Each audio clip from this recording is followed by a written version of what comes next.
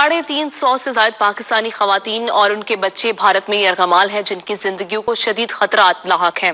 हुकूमत पाकिस्तान को ट्विटर और फेसबुक से आगे बढ़कर अपने शहरियों की जिंदगियां बचाने के लिए हंगामी बुनियादों पर इकदामात उठाने होंगे। इन ख्यालात का इजहार साबिक निगरान वफाकी वजीर बराए इंसानी हुकूक अंसार बरनी ने हमारे नुमाइंदा खुसूसी कामरान आबिद बुखारी से लंदन में गुफ्तगू करते हुए कहा। उन्होंने मजीद क्या कहा, आइए देखते हैं। मकबूजा कश्मीर के मजलूम व महकूम कश्मीरियों पर भारतीय जुल्म व जबर का जो सिलसिला है, इसकी एक पुरानी तारीख है। आज़ाद कश्मीर और पाकिस्तान से तल्लक रखने वाली तकरीबन 350 से जायद खवातीन हैं जो अपने बच्चों के साथ मकबूजा कश्मीर में यरगमाल हैं। इस हवाले से हमारे साथ मौजूद हैं अक़वाम मुत्तहिदा में इंसानी हुकूक के साबिक मशीर अंसार बरनी साहब। अंसार बरनी साहब, ये क्या माजरा है?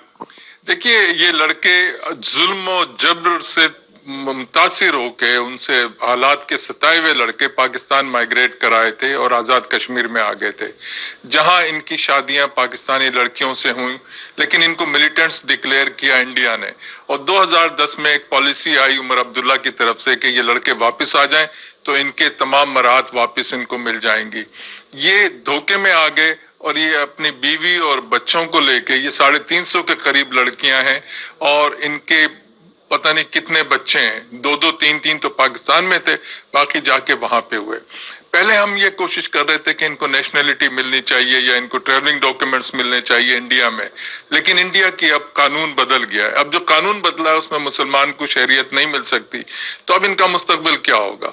जेल या इनको मार दिया जाएगा, अल्लाह ना करे, नाउज़ुबिल्लाह। तो हम कोशिश कर रहे हैं कि अब पाकिस्तान हुकूमत पे जोर दें कि इनकी वतन वापसी के लिए कोशिश की जाए।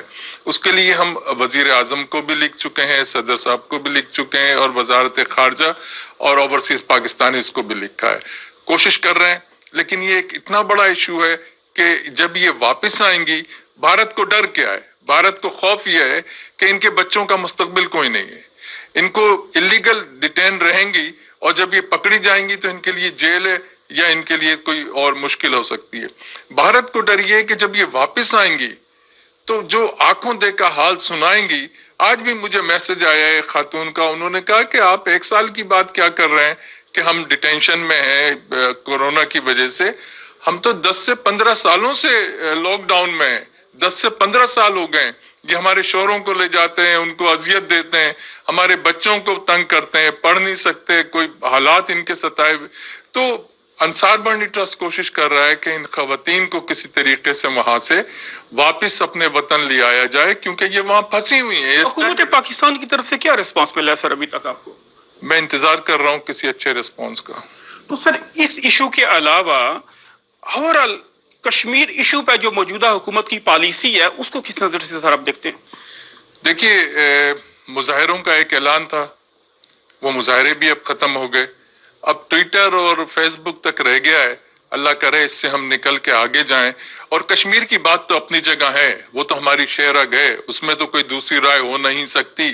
लेकिन अगर मैं पाकिस्तानी खवातीन और बच्चों का मुखलिस नहीं हूं, अगर मैं पाकिस्तानी खवातीन और बच्चों के लिए आवाज नहीं उठा सकता, तो मैं ये समझता हूं कि मैं फिर कश्मीर के साथ भी सिंसियर नहीं। तो उनको ले आया जाए और उनके शोहरों को या उन बच्चों के बापों को, क्योंकि उनको भी अलग नहीं करना, उनको पाकिस्तान स्पाउस वीजा जारी कर दे।